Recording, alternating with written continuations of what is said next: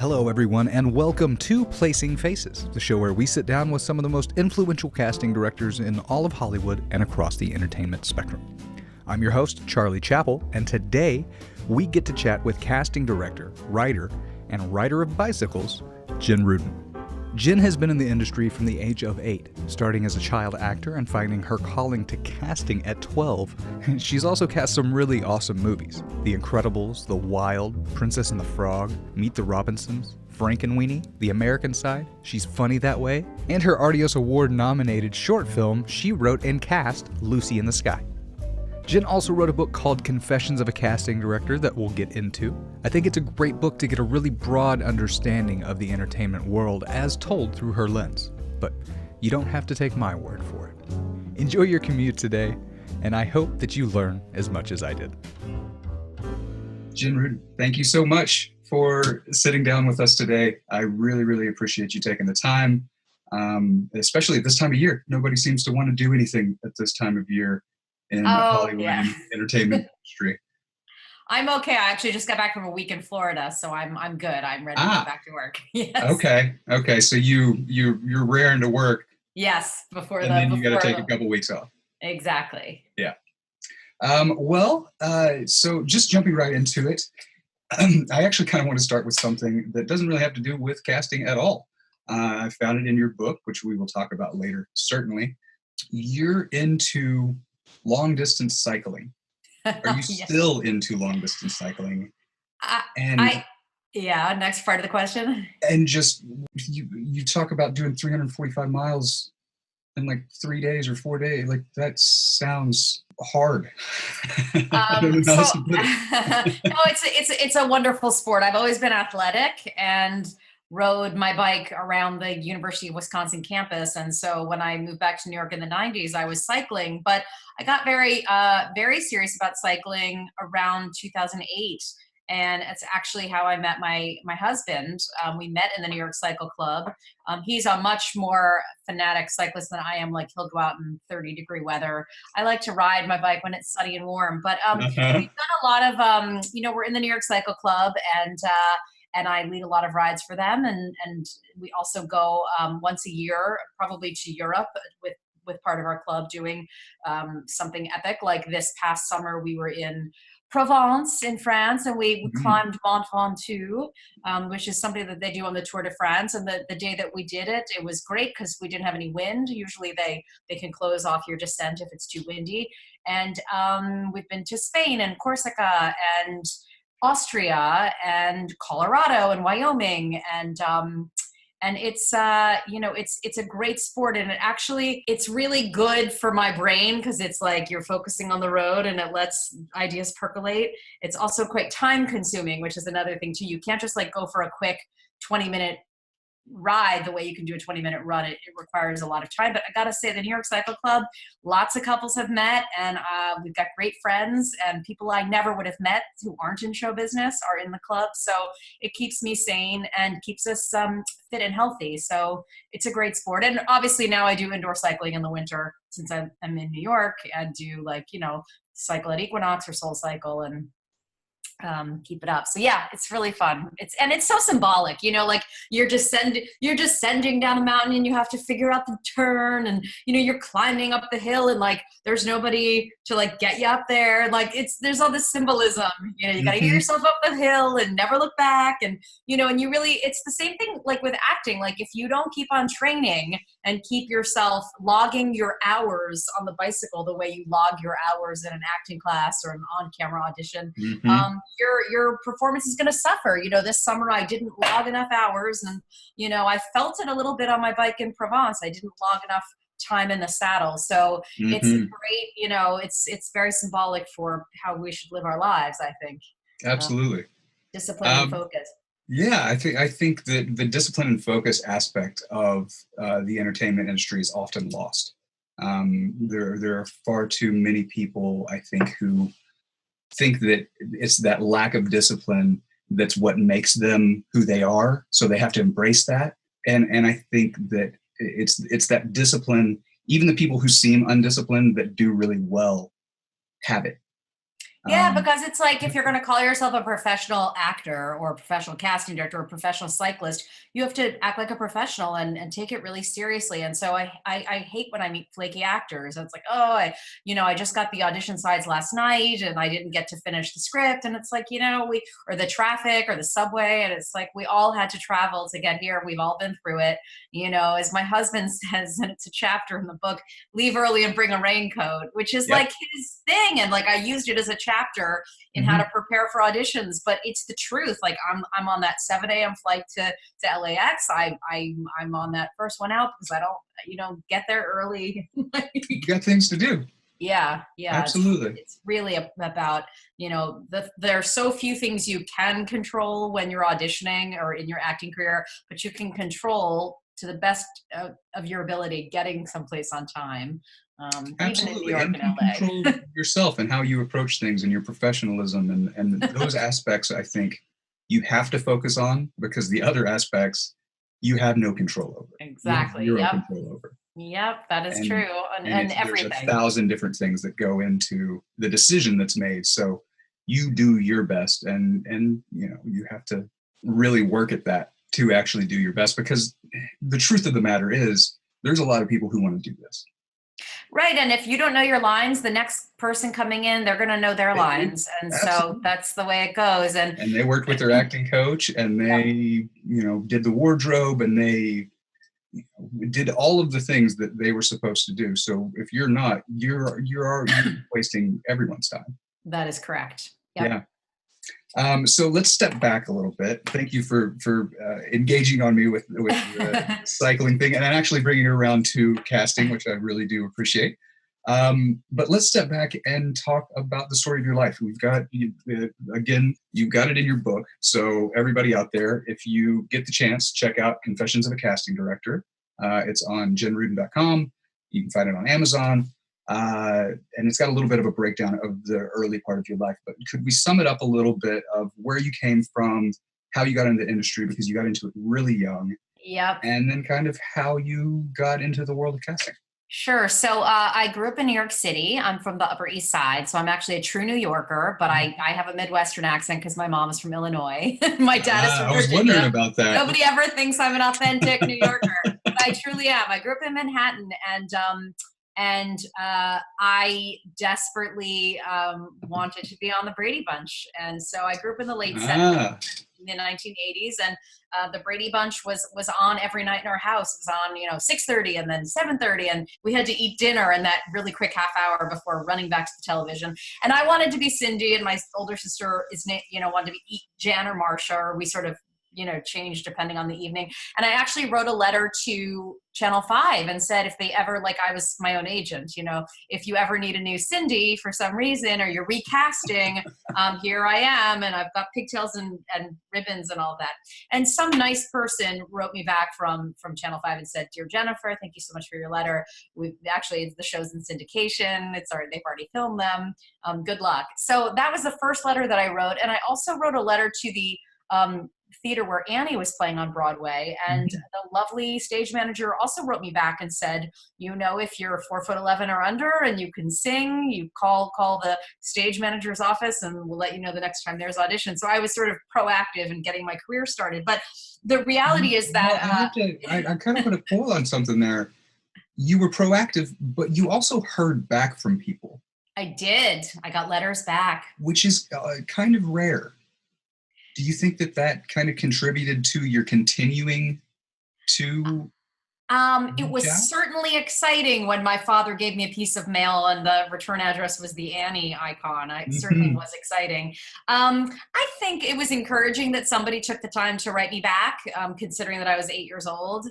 I do know that somebody must have mailed the letters. I must have given them to my parents and they put them in the mailbox. So it's not like I was sneaking around trying to start my acting career. The big break came in third grade. I went to my friend's birthday party, and his father was a creative director at Ogilvy and Mather, the advertising agency. And so he said, Jenny's really, seems like she wants to be acting and does she want to do commercials? And so he actually set me up to meet a kid's agent when I was 8. So it really is about being in the right place at the right time. And I was just raring to go. I was in that Hebrew school production of Charlie Brown Discovers Hanukkah, and I was Linus, but I knew everybody else's lines, and I stood on stage that night, and I felt, I was in charge, and so I met with this commercial agent, and she started to send me out, and I got a couple callbacks after being scared out of my mind at the first Jello audition. And then my parents found an ad in the back of the New York Times Magazine for the famous Stage Door Manor Performing Arts Training Center, where so many people like Zach Braff and Natalie Portman have gone. And so they sent me the summer of 1982. So I was going into 5th grade. So I was 9, and they sent me for 3 weeks, and that sort of launched me into loving it, and also got me my manager, Jean Fox, who at the time, she and her business partner, Adrian Albert, started to represent so many young actors, both from Stage Door. Some of the young actors they represented, Mira Sorvino, Josh Charles, Lacey Chabert, Josh Hamilton. They launched this really, really successful kids management company in the 80s and 90s. And I think Jean is still representing a few people today. But so that's kind of how, and then so by 5th grade, I was really auditioning for real stuff more than just commercials. And because I lived in Manhattan, it was easy for my mother to pick me up after school, and we'd just go to the audition, because it wasn't about getting into the city and taking trains, and it was just about the crosstown bus. And so it was kind of, I think it's actually, my mother said if we lived in New Jersey, she wouldn't have done it. She just didn't want to do the schlepping. But because we lived in Manhattan, it was kind of my backyard, my backyard of sorts. So I was lucky to get those opportunities. And also, this was the 80s. Now there's 10,000 kids auditioning. Back then it was maybe, I don't know, 200. I mean, you didn't have any technology. So it's a small. So you had to schlep people around, and it was a much smaller type. Yeah. I mean, we saw the same girls at every audition, and some of them are still friends of mine, and some of them are not friends, but just people that I knew. And we all saw each other, and we were all represented mostly by the same manager. We freelanced with different talent agents at the time, and it was just a very small world. And so if I didn't get it, I would just find out who did get the part. It was, that's how small the world was back then. And also there was no tech. We had an answering machine and VCR. That was the technology. So things were a little easier back then, I think. Yeah. So that transition out of acting, I know in the book you say that you had in like your high school years, maybe into college, where you were taking your summers, and you had started working actually with some fairly big casting directors at the time, who are now or have been VPs of exec casting at Fox and at I'm blanking on Warner Brothers. Meg Simon at Warner Brothers, Marcia Schulman at Fox. Yeah, I always felt in my auditions that as a child I always was interested in casting, because I didn't really like auditioning, and the sort of nerve-wracking experience and the lying awake at night praying that you got the part. That was me, praying, please God, as if that's the only time I would ever talk to God, was like, please, I want this part, or please no turbulence on the airplane, but no other times. But the casting director, even at a young age, I'm talking 11, 12, at my final audition for this after school special that I did end up booking, I looked at the casting director and I thought, well, she seems to really be having a fun job, because it's social. She's making this very uncomfortable situation fun for us. I have a photographic memory. I love the minutia of who plays to and what Broadway show. So I was the kid reading John Simon reviews in New York Magazine, and had a collection of playbills and twofers, we called them, which is how you got half price tickets. And I knew who was replacing who, and all the Neil Simon plays. So my brain was sort of wired more on that end than the actual acting. And the truth is, I think I was like a one-trick pony. Like, I was like funny with glasses, and so that was kind of the limitation of my acting. I wasn't very good, I don't think. So the casting director seemed like, and we would make jokes at theater camp. My best friend Wendy Pryor, who's now Wendy Pryor Fentress, we would say, like, when we're older, we're going to have Pryor Rudin casting. And we were pretty sure that and she's still in entertainment and pursuing her acting career. And I had Jen Rudin casting. So it was something I thought would be really fun. And also I just didn't love the auditions. And by the time I got to high school, I was more interested in like pro-choice, because this was like 1989 with the rallies, and interested in more sort of social action and political stuff. And so I quit my acting career to go to University of Wisconsin and do a real regular college experience. And when I got to Madison, Wisconsin, I was living in the in-state dorms with all the Minnesota and Wisconsin girls. And here I was, this like sort of bitter New York ex-child actor, running around, moving quickly. And they just thought, I don't know what they thought. I mean, I met some of my great friends on the dorm floor, but I learned that the rest of the world is more than just New York. And certainly I wrote scathing theater reviews for the Badger Herald in Madison. And I would send them back to my mother, scathing, critiquing these poor, like, MFA acting students. And my mother would say, you're not Frank Rich, it's the University. And that's when I interned for Meg Simon and Marcia Schulman. So I went back during my summers, and Meg Simon and Donna Marang, who was on this program and is one of my mentors, also worked for Meg Simon. Simon and Cumin was a huge casting office in the 80s. They did all the Neil Simon plays and August Wilson. And Meg had just been on her own off of Fran, I think, shifted careers. So I was Meg's intern, and it was the summer in between my sophomore and junior year of college. And, interning, I mean, I got to say, sitting on the floor, filing those pictures and being able to witness and observe Meg in action was you can't pay for that type of education. And then the summer before my final year of college, Marcia Schulman, who ended up being head of Fox FBC casting for many years, I was assisting her, and I remember her saying to me, you can't be talk casting, it's about your taste, and casting's about having an opinion. Meg Simon had said that she could tell in the first 10 minutes or 10 seconds when an actor walked into the room whether or not they might get the part. And then Heidi Griffiths, who was Meg's associate at the time, who's head of the public theater casting now with Jordan Thaler, she said to me, casting's about timing. So, I sort of learned from these women what it means to have taste, and not just making casting lists, but what is casting, since it can't really be taught.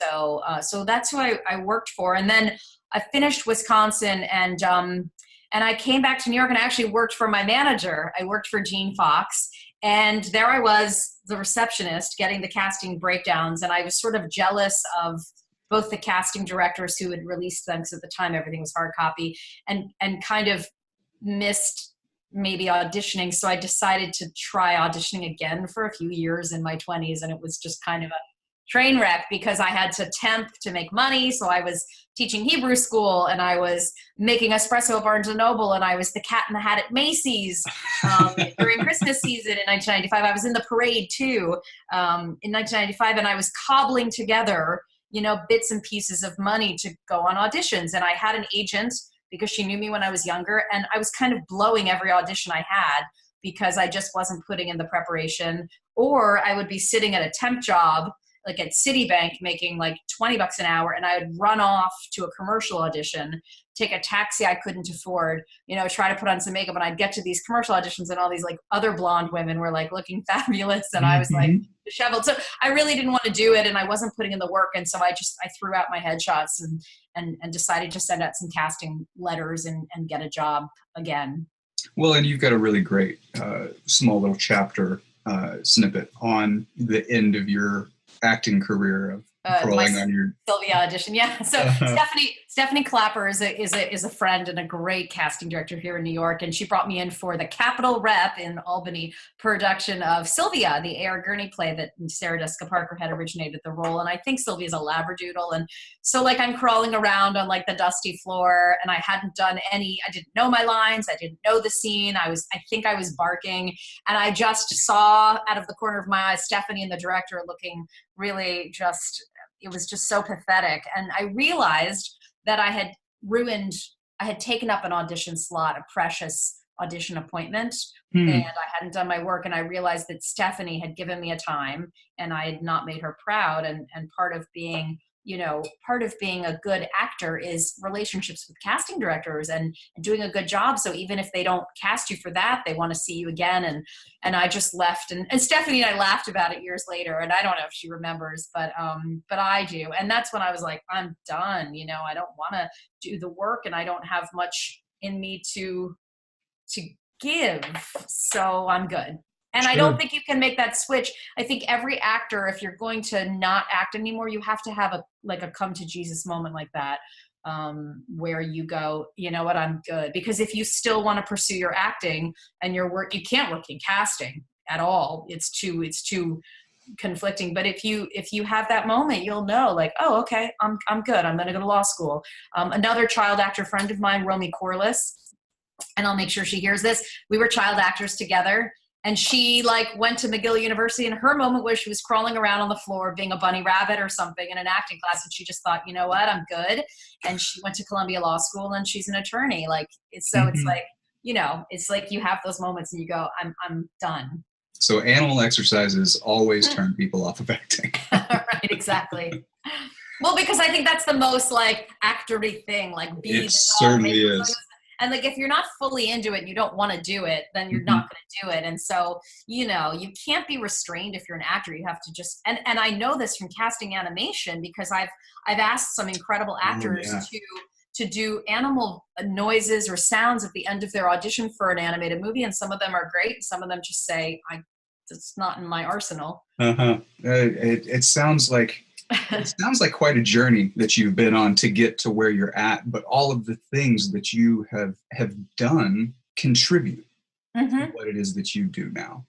Yeah. And I think that that's fascinating. But I want to talk a little bit about mentors, because you mentioned Ms. Schulman, you mentioned Meg Simon, and you mentioned Donna Morong being all of these mentors. I ask this question time and time again, but I really do think it's important. And I think I get a different answer every time from people. So how important have those mentorships been, and what doors do you think opened that may not have been opened otherwise? Sure. So I think, as Shonda Rhimes says in her masterclass about writing for television, you can't ask somebody to be your mentor, because you just can't. A mentor is sort of revealed to you, whether it's through work or some other way. So I certainly call all three of those women mentors. Marcia and Meg, because I interned for them and house sat for them, and they brought me to the theater and all those exciting things that happen when you're a college student and you're interning for somebody who's great. And also they're women and just fantastic role models. Donna Morong was my acting teacher from 7th grade on. She ran these small classes for some of the clients of Gene Fox. And so I was in her Meisner classes at 12, 13, trying again to do the work. And Donna was tough, because I think I just gotten a swatch or something for my birthday. And I was looking at it the whole time during class, and she was like, Jennifer, stop looking at your watch and do the work. But Donna, so I took a few years with Donna.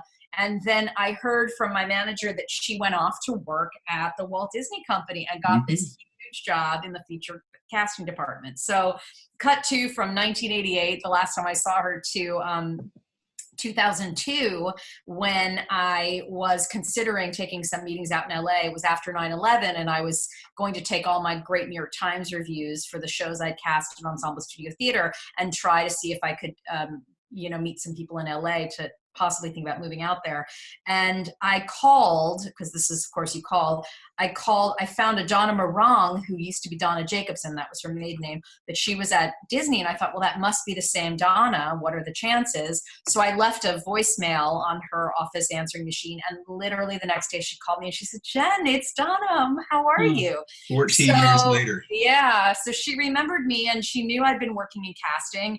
And I told her I was coming out for some meetings. And she said, well, of course we'll meet and you'll meet my children and you'll come to the studio. And then I think about a day later, she called me back and said, there's actually a position open in the feature animation casting department at Disney. And I faxed over your resume.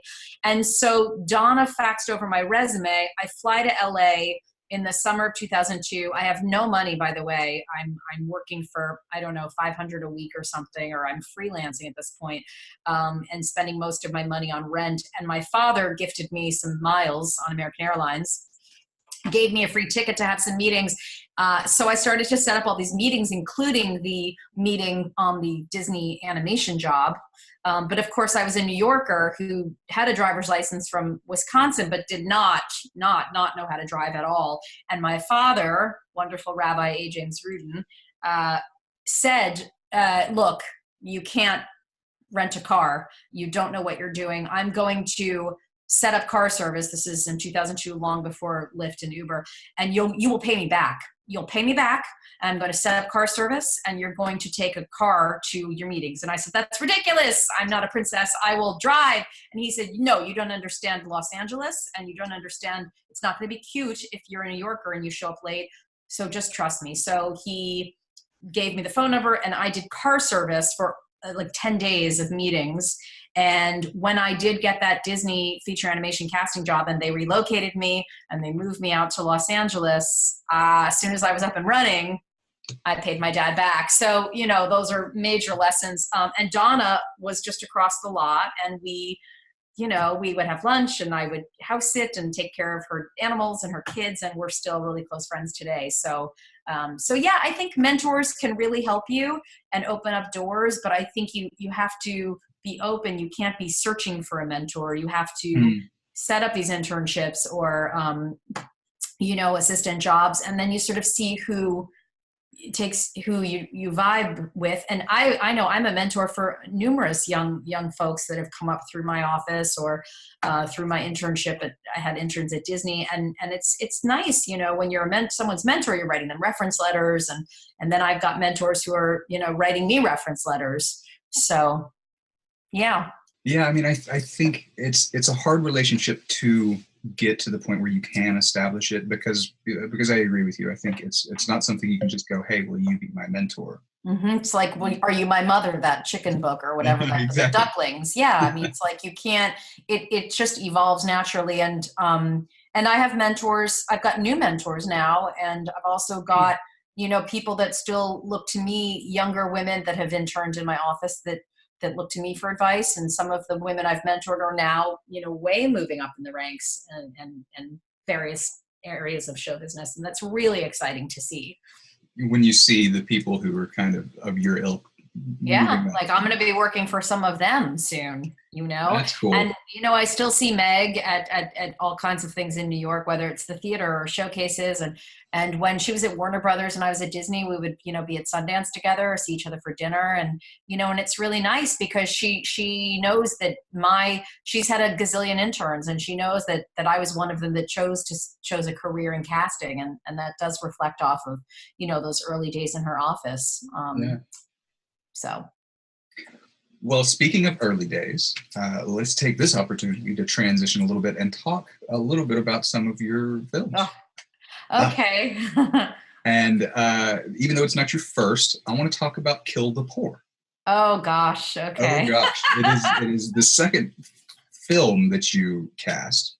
At least according to IMDb. I have to preface all of that with sometimes IMDb is not correct on things, but it's directed by Alan Taylor, who went on to direct one of the Thor movies and Terminator Genesis and a bunch of TV.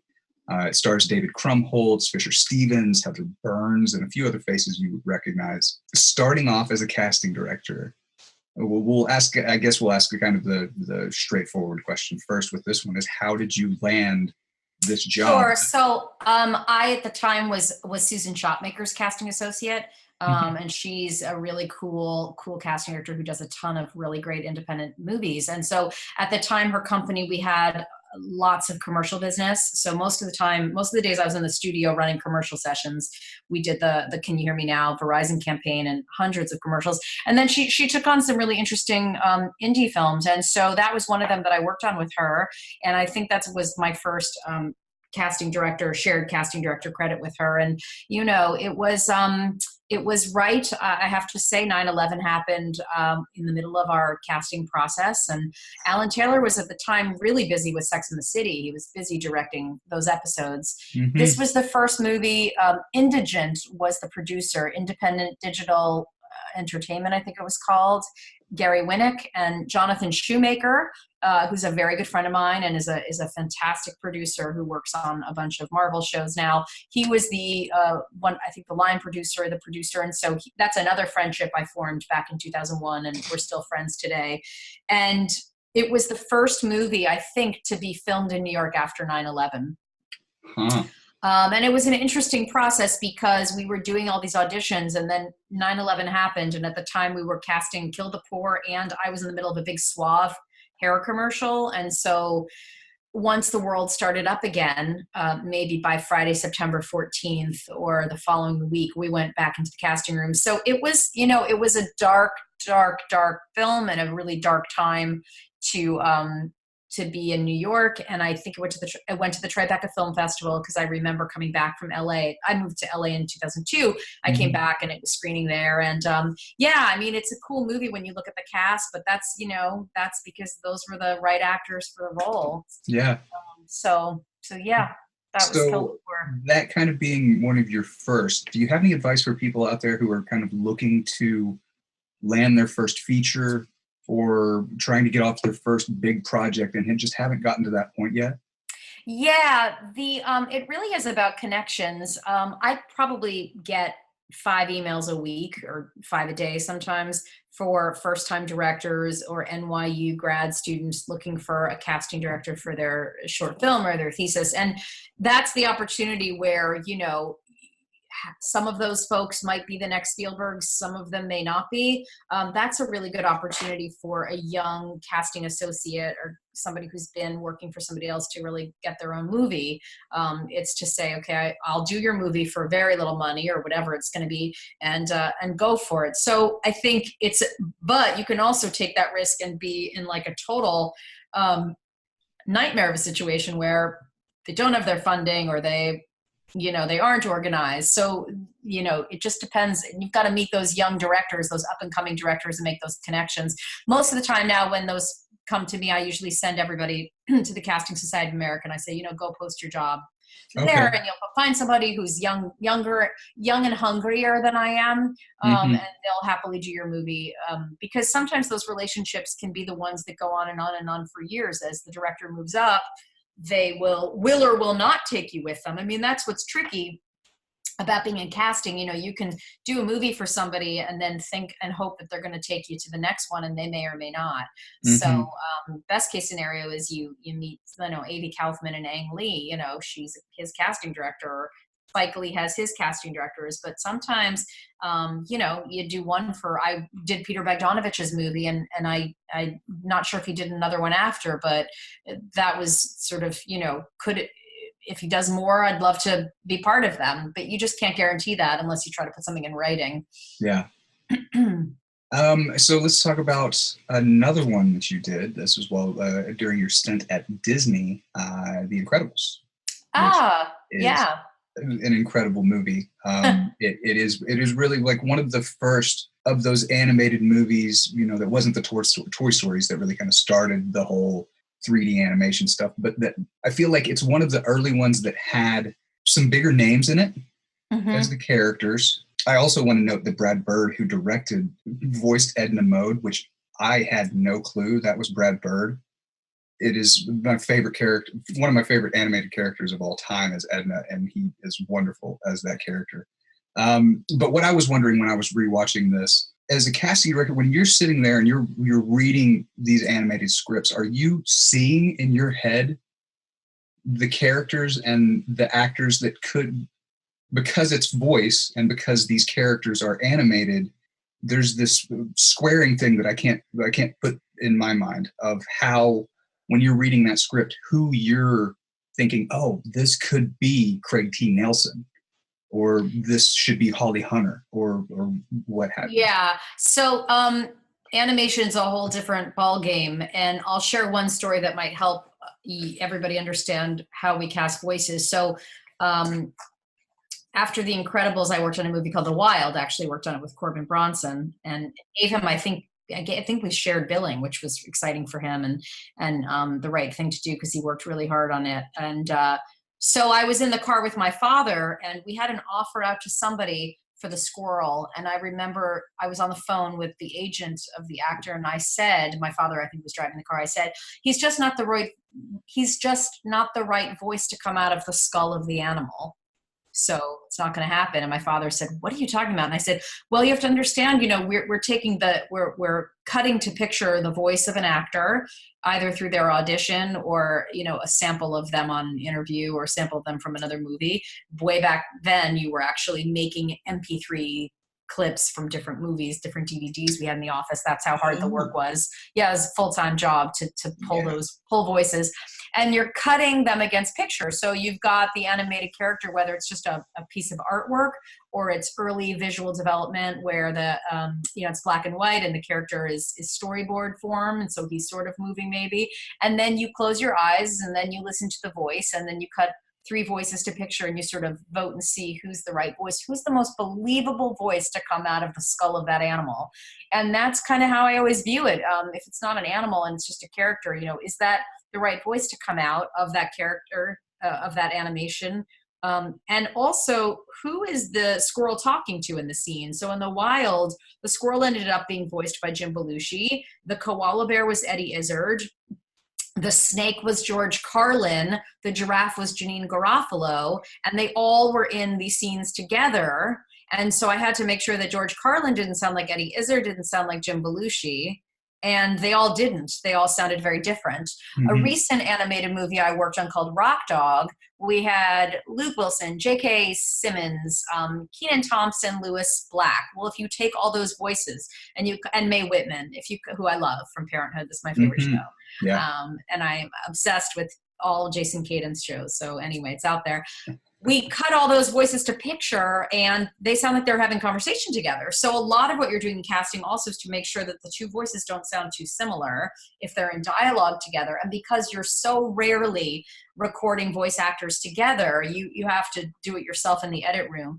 We did for Chicken Little record my friend Zach Braff with Gary Marshall. That was a couple of times they recorded because Gary played Chicken Little's father, but that's such a rare time. We recorded Luke Wilson for Rock Dog with J.K. Simmons and Sam Elliott and Eddie Izzard, but that was just like on a one day where everybody could make it over there to LA Studios. It's very rare. So that's the stuff that you're dealing with. So it's like, is that the right voice to come out of that animal? Is that the right texture? Is that the right tone, the right accent?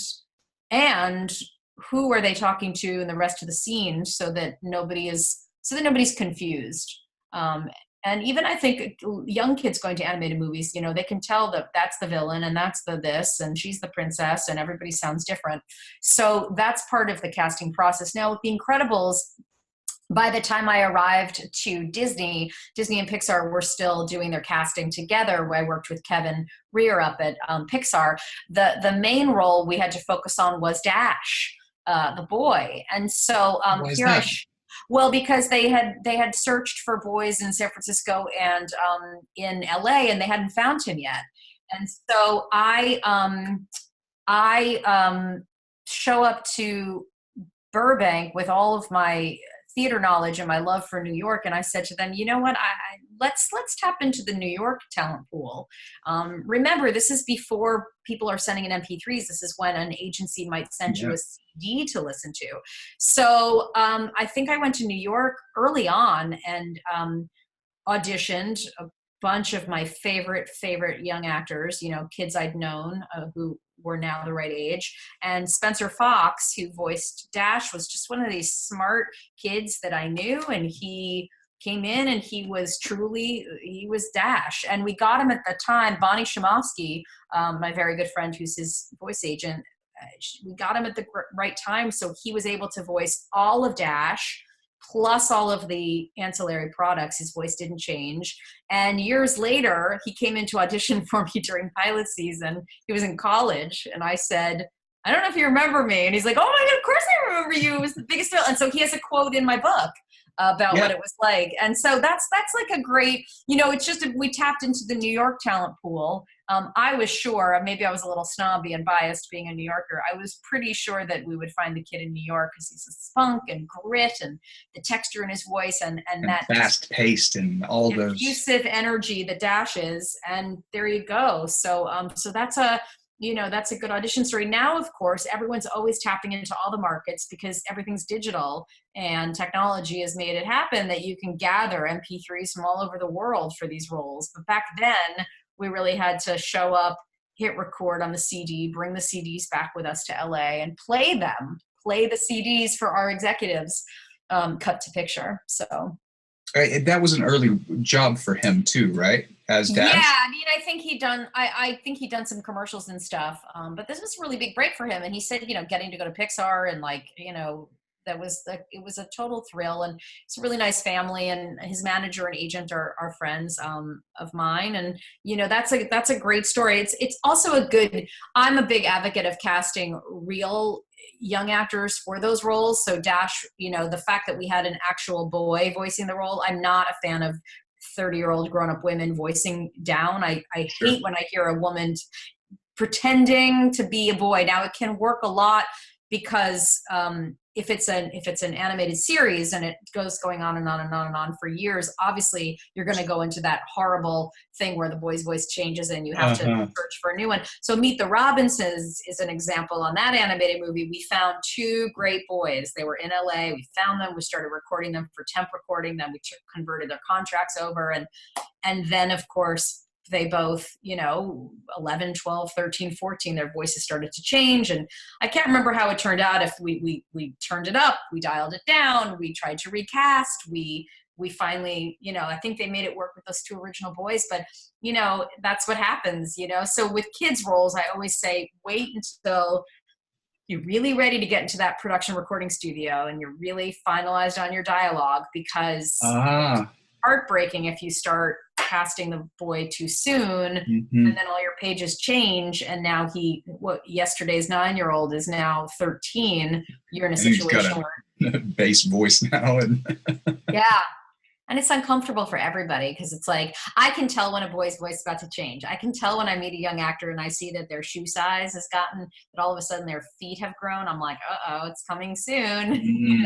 But you can't it's just that, but that's what happens. That's, the circle of life, Yeah. Well, and you've been quoted, actually it's in your book. You say the best part of my job is casting someone in their first big role. Why is it that is so satisfying? I mean, I can guess, but why for you, why is that so satisfying? Yeah, I think it's because, we're always meeting new actors, and I really have my eye on, I know every child actor in New York City, the tri-state area. I'm oftentimes hired just to do kids casting on projects, almost been pigeonholed sometimes into just being that person that you go to, because I love working with kids and I know them all and I've watched them grow. So it's really exciting if you've had your eye on somebody, like they're 7 and you meet them when they're 7 and their sister comes in to audition for you, but you're like, who are you? And it's the little brother. That happened recently with somebody and I had my eye on him, and the next thing you know, my instinct, we talk about instinct, and sort of having that gut feeling about somebody, that's really thrilling when they do come in and they're ready to book something, and you feel, you're proud that you knew this young person when they first got their big start.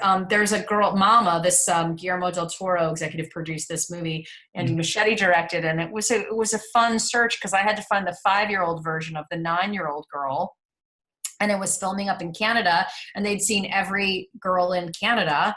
And so they put me on for the New York search, and I had the picture of the young actress, and then in walks this 5-year-old with the same green eyes, the same blonde hair, the same round face. And, and she got the part, and I got to call her manager right before Thanksgiving of 2011, Morgan McGarry. She's in the first chapter or the introduction of the book.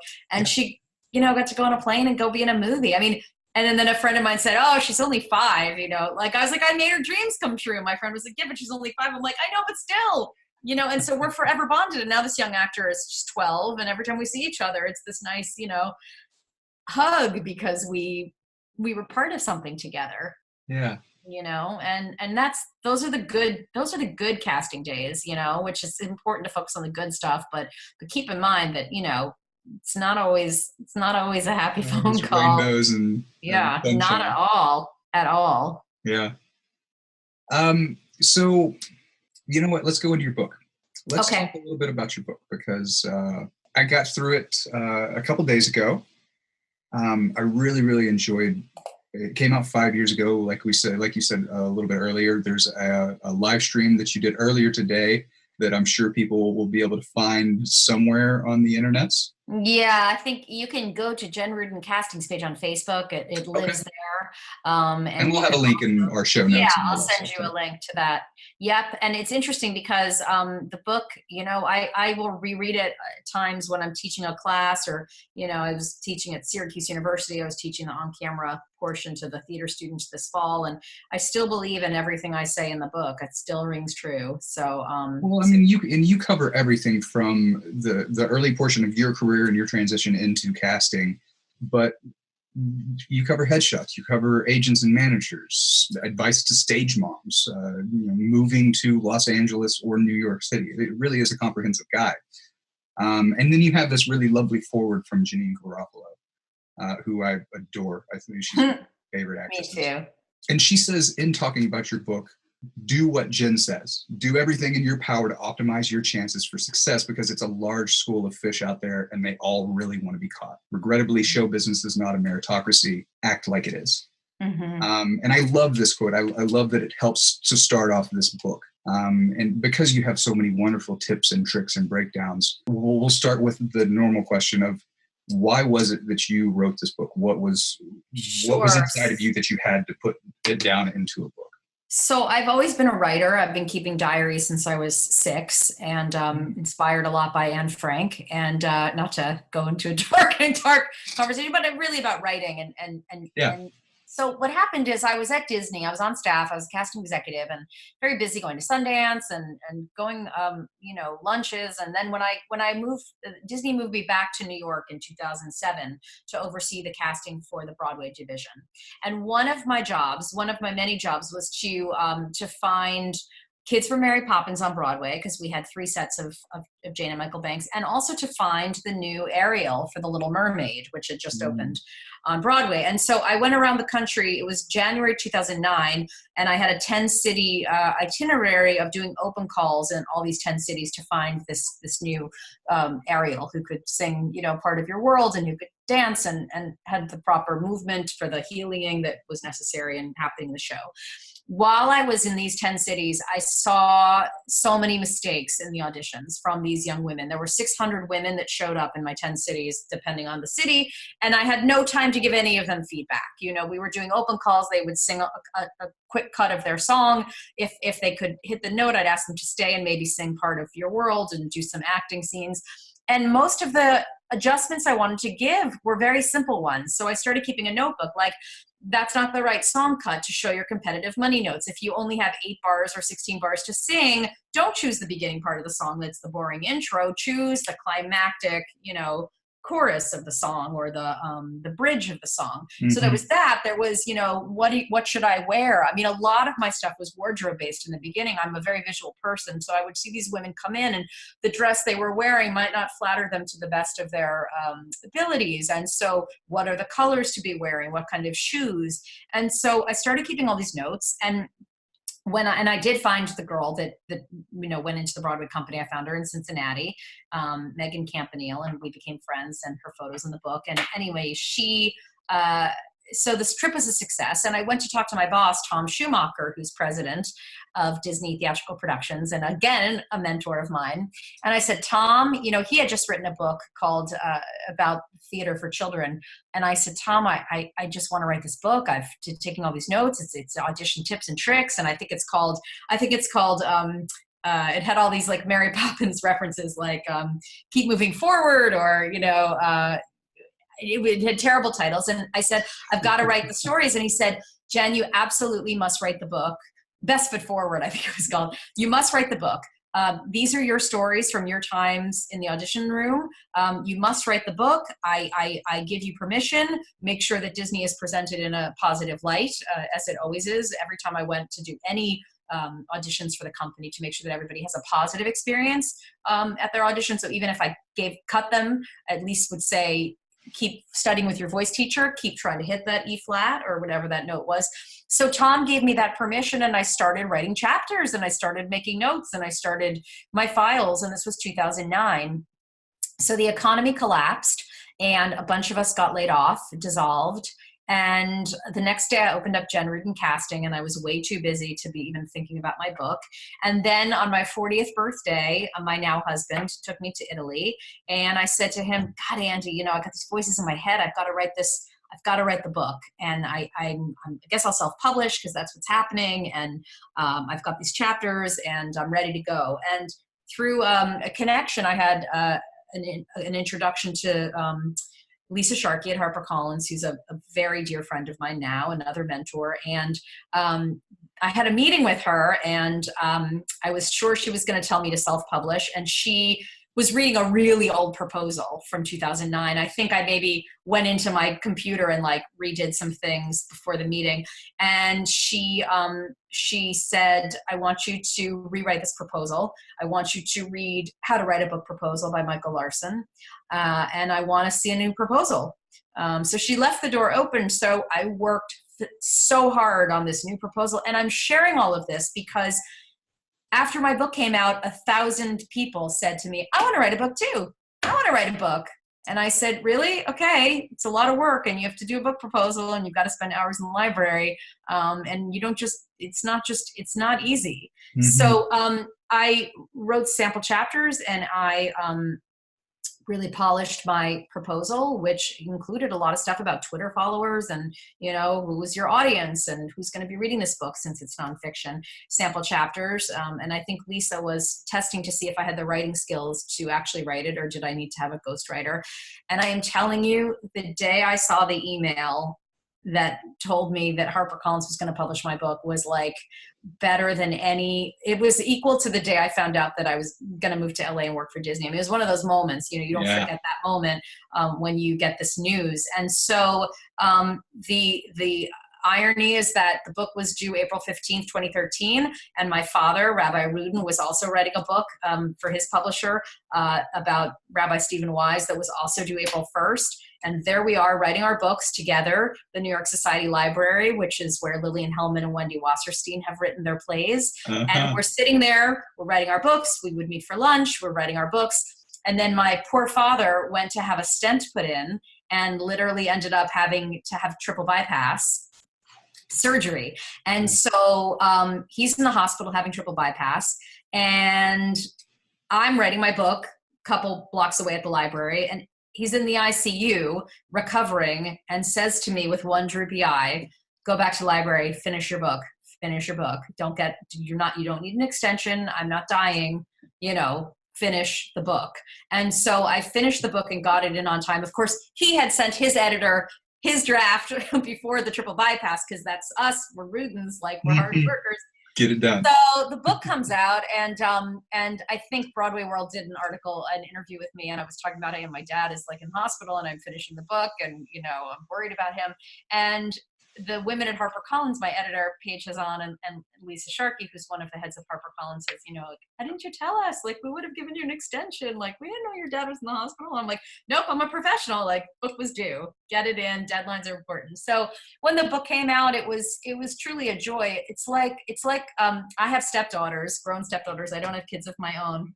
And you know, I said to my husband, Andy, it's like my child, this is my baby. And he's like, well, it is, except that, you know, it doesn't like need to be fed, and like the diapers don't need to be changed. But that's how I feel about it. And I'm really proud. So and I wrote it for the actors. That's the thing. Yeah. It's because when you see actors making these small mistakes, and you know that with just some good advice that they can give a better audition, it's like a gift. It's like, it's not that hard. It's just, if you walk in with, you know, there's these YouTube videos that HarperCollins made, these promo videos about what not to do at the audition. And you can Google on YouTube, you know, Jen Rudin Confessions of a Caster, Audition Do's and Don'ts. And it's like, if you walk in and you're like bringing in like the baggage of the day with like the craziness of the subway, and you haven't read the script, and you're unkempt. It's like, we see that in the audition room, and we can't endorse you to then get the part and go to set if you can't follow simple directions in our audition room. So all of those stories are in there, as well as epic audition fails and successes, which is something that Lisa came up with in terms of, wanting to hear from actors. So I gathered from actors like all these great audition stories, highs and lows, goods and bads. And my editor, Paige, who, she said she was laughing out loud reading some of these stories. It was so hard to choose. So they are sprinkled throughout the book, along with ask the agent corner, or ask the photographer. So it's like a fun read. So it's not really like is. It's fun, and it's something you can sort of keep in your bag, and sort of, I meet actors who have all kinds of stickies, showing that they're actually reading and rereading the book. And my sister, who is also a rabbi, like my father, Rabbi Eve Rudin, she had an audition to play the rabbi on Younger, and she actually booked the part, Sutton Foster's show in season 1.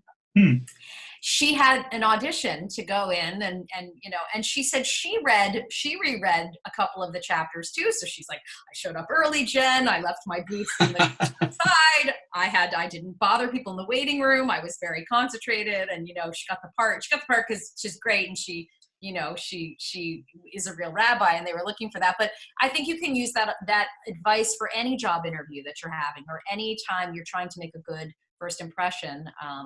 You have one chance to go in there and meet us and make a good first impression. And if you're a 9-year-old child and you're having a bad day, I get it, and I'll give you a second chance. With adult actors, you may not get that second chance. Yeah.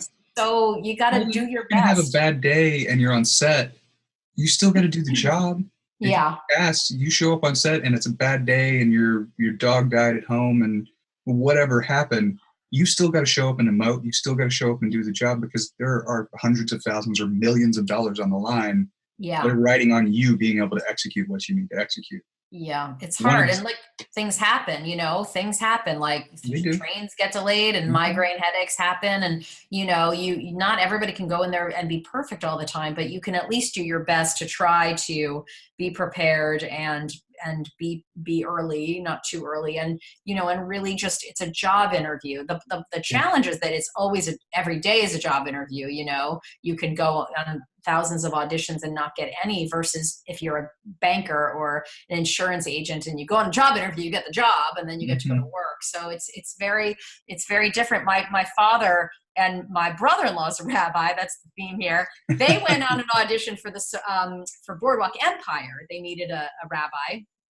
And so I sent my brother-in-law and my father. I coached my father, and they go to Meredith Tucker's office, and Julie Schubert, who's a huge casting director of House of Cards and Daredevil, was the associate at the time. So I bring my dad, and does his audition, and my brother-in-law does his audition, and they both walked out and said, God, how can you do that every day? How do actors do that?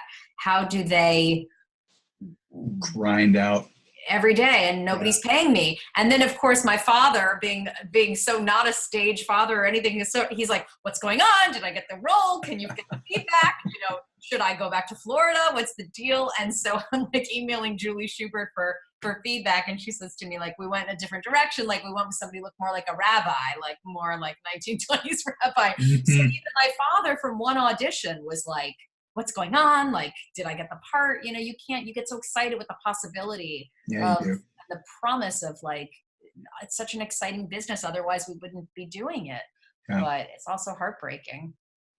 There's a lot of really good stuff in the book. I highly recommend people checking it out. There's actually one chapter, and I know we're getting close to time with you, so I don't want to take up too much more of your time, but I do have a couple more questions if you have time for that. I don't know what your schedule is. One of the chapters you have on agents and managers, and I bring it up because it's a question that comes up a lot. One that I've actually kind of avoided on this show. Because there's a lot of people it's just a lot of the times it's the same sort of answers that you're going to get. And I'm going to avoid it now because there are answers to that in the book. But what I am curious about from that is the casting director agent manager relationship. Mm-hmm. So I got a two-parter question with this one, and it's how are your relationships with agents and managers? Like, do you know a lot of agents and managers? And then how much of those relationships play in whether or not an actor even gets called in or in the grander scheme books the role? Sure. So, so I always say to people that if the agent is the seller and the casting director is the buyer, that's kind of an easy way to understand that relationship. So the agent represents the actors and they procure work for them and take their 10% commission, and they negotiate their contracts and look out for them for their entire career or for a short part of their career until the actor moves on and, leaves them for a bigger agency, which is sad, but happens. And that's the agent and casting director. First of all, it's such a shorthand with so many of them here in New York because I've worked with them for 20 years. Mm-hmm. And for the guys in LA, I've worked with them since, for 2002, that's almost 20 years too. So these are deep relationships. They're built on lunches, theater dates, trust, phone conversations, at least in the olden days. Yeah. Now a lot of it is email. It's about, I trust you. So the agents who I trust are the ones that listen to what we need in terms of the casting breakdown, that aren't going to waste my time sending too many people. The agents I love to work with are like the ones that are really organized and confirm their actors, and just and are easy to work with and fun. And oftentimes agents and cast directors do go out to a lot of stuff. Agents will invite us to join them as their +1 to see their client in a show, or we'll go to dinner beforehand. And some agents, some agents are friends of mine and some are colleagues, and some agents I don't know very well, but I do know that the ones I've had, I'm very old school, personal connections with, shared a meal with, are people that I want to do business with the rest of my life. So that's the good part about agents. Agents can also be, we need them. Like they need us, we need them. Like I can't have a casting session unless my actors are confirmed. They're not going to be confirmed unless I have an agent or the agent's assistant that's really on the ball and is administratively organized. So it's a two-way, it's a dynamic that we have to trust them, and they also know when to leave us alone. Like when it's pilot season and you've got like 60 people a day coming in for auditions, they know not to bother you for feedback. They know, because you're getting thousands of submissions, right? Or thousands of people wanting feedback, but they also, we need to know the truth from the agents. We need to know if the actor is actually available for the dates that we're checking on them for. We need to know, did you get them the script? And a lot of casting, a lot of what I pride myself on are these sort of detailed status reports that I've had to do for studios when I'm on casting jobs. And a status report is like the actor, the actor's name, the role that we tried to set them up for, the agency, and why they passed on the role or why they didn't make it in for the audition. So I do a lot of stuff for Disney Channel, and we're constantly making those lists of like, the kids couldn't come in, this one's at summer camp, and this one's doing this show, and this one is here, and this one is in Toronto. But the important thing is those details, and the agents have to provide those details. Like, he's at summer camp, he can't make the audition. Okay, he's out of town until July 5th. He doesn't, he's only looking, he doesn't want to travel, or she's passing on, this project because she wants to stay home and be close to her family, like all those reasons. And I put them in the status report. So that's what the agents, we need them. Ultimately, when the role is cast, we send their names and the deal memo goes to business and legal affairs, and they negotiate those contracts and get them on set. But yeah, they're long relationships with agents. They're for years and years. Yeah. And kids agents especially, I need to know, like, well, are they 4'2" now? Or are they 4'5"? Is the voice changing? Are they like, how young are they playing these days? And those kids agents need to be tuned into, to their specialty, which is how the kids change and grow. Yeah. Lastly, I want to hit a short film that you actually wrote, you produced, directed by Bertha Pan. Yeah, you got it. Did I get it? Oh, fantastic. I love it when I pronounce people's names right. And I'm sure they do too. It stars Zoe Margaret Coletti, Whoopi Goldberg's in there, Catherine Curtin, and Quinn McColgan. McCagan. Almost got them all. It's currently on the festival circuit, I believe, so I won't say too much, but it's the story of a young autistic girl, Lucy, who has a twin that isn't autistic, and her family and the struggles of life in general, but more pointedly entering high school and how everyone is kind of struggling while simultaneously wanting to do everything to help. Lucy, yeah. I think it's a really beautiful short, really tight. Zoe Margaret was incredible. And the family you built around her conveyed so much in such a tight little film. The mom and the sandwich moment was heartbreaking. Oh, thank you. Thank you. So you went back to school and got your MFA in dramatic writing from NYU. I did. Yeah, I did. I sort of kept it on the down low because I was still casting. Mm-hmm. So I somehow managed to, I sort of did grad school and did some big casting projects, high paying ones, I want to say, big casting projects that I didn't want to turn down, and was a TV concentrate. And then I started winning a couple of awards for some of my scripts. And I thought, I'm sort of going to out myself on Facebook, and it's okay. People wear many different hats here. So Lucy in the Sky is actually a full TV pilot that we're starting. Okay. Yeah, so we're starting to shop that around to networks, and it's a full series about a teen girl with autism who has a twin sister who's not on the spectrum, and Lucy is being mainstreamed into high school, and so the short film is both a proof of concept for a full series and also a standalone short. And I also want to mention Danny Burstein, who's a phenomenal actor, and Isabella Russo, Lexi Gwynn, Madison Zamore, Kelly Hu, and little Adrian Rayo, who plays the brother. So it was a great cast and really fun to cast my own project because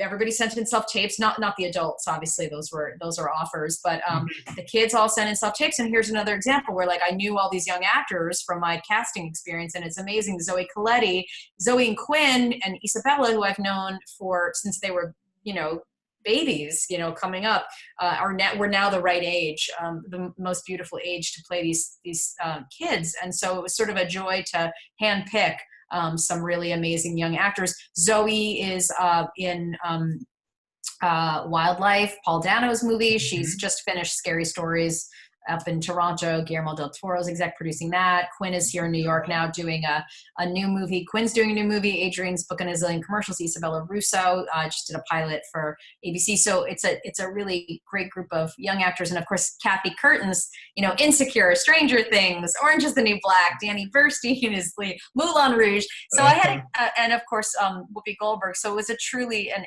Kelly Hu, it was a really fun experience to cast my own movie, and also negotiating with the agents, because now it's like my baby, right? If the book was my first baby and this is my second baby, and negotiating with agents to get actors into your own movie, it's means even more. And I'm nominated for an Artios Award for Best Short Film Casting, and that's the Casting Society of America Artios Awards are January, I think, 31st in LA and New York. So we'll see what happens there. But what's interesting is, I'm not, in casting, you're not on the set all the time. You sort of hire the actors, and maybe you go to the set, maybe if you've got some time, and then you see everybody at the premiere, and you hope that the phone doesn't ring that you need to do any recasting. So being on set was so interesting, especially on my own movie, because wow, lights gonna move. Why does everything seem to take so long? The actors all know what to do. They're used to waiting, and I'm looking at my clock going, oh my gosh. So it was really fascinating to see the other end of things, what happens when an actor goes to the set. And I just want to talk for a second about Quinn and Zoe, because these girls who are playing fraternal twins, they met the first day of shooting.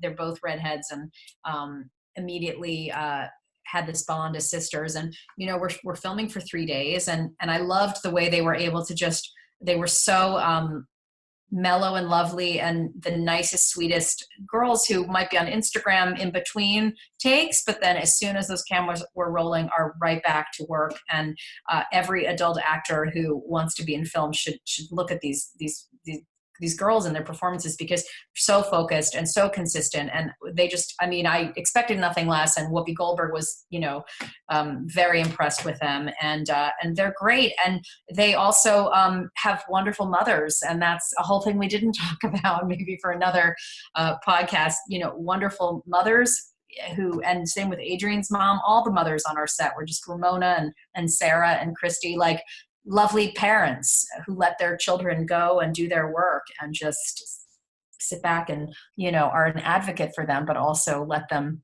go be on set and left them alone. And that was great to see too. Yeah. Well, so Lucy in the Sky, lucyinskyfilm.com. And congratulations on it. It seems like more writing is in your future. Yeah. Yeah, I think so. I mean, more writing, more producing, more making things. Yeah. I mean, they call it pivoting careers, like, but I have to say it's, but it's like, I feel like it's stacking careers anymore. Well, but it's like we're not pivoting because you're going to probably keep casting, I assume. Yes, absolutely. Yeah. And the thing is it's back to cycling. I mean, we started with cycling. Like, you got to log hours on your bike. You got to sit on that bike and get up those hills. And it's the same thing with writing. You just sit in the chair. Stephen King talks about it in this book. No one's going to write the darn script for you. No one's gonna do the acting work for you as an actor. You have to do it yourself. You got to keep on, moving up the boulder. But so that's why the book is important for actors, because here's some tips to help you do better auditions, be more prepared, and ultimately, hope to get work. Yeah. Well, and I think that the book, when you talk about these casting stories and you hear these casting stories, I think it's important to hear those, because you don't, like, as an actor, you don't get any feedback. Mm-hmm. And if you don't have that feedback, you don't know the things that you're doing wrong. And you don't know the ideas that if you're going in and you're not smiling, or you're not doing this at that time, like, you just have no clue.